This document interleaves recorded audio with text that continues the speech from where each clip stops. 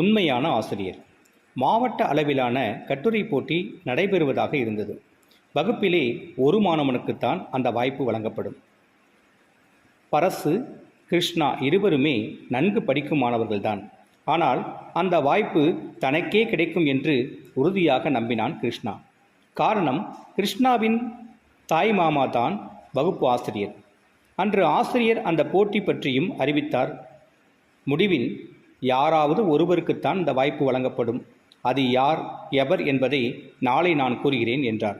அதனால் மாணவர்களிடம் எதிர்பார்ப்பு ஏற்பட்டது.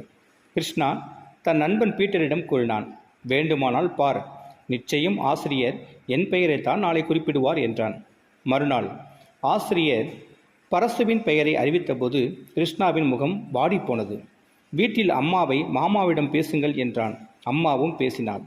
ஆசிரியர் அவளிடம், நீதி நேர்மை கடைபிடிப்பவரே உண்மையான ஆசிரியராக இருக்க முடியும் என்றார். கிருஷ்ணாவின் அம்மாவும் புரிந்து கொண்டாள். நீதி நேர்மையை கடைபிடிப்பவரே உண்மையான ஆசிரியர். நன்றி.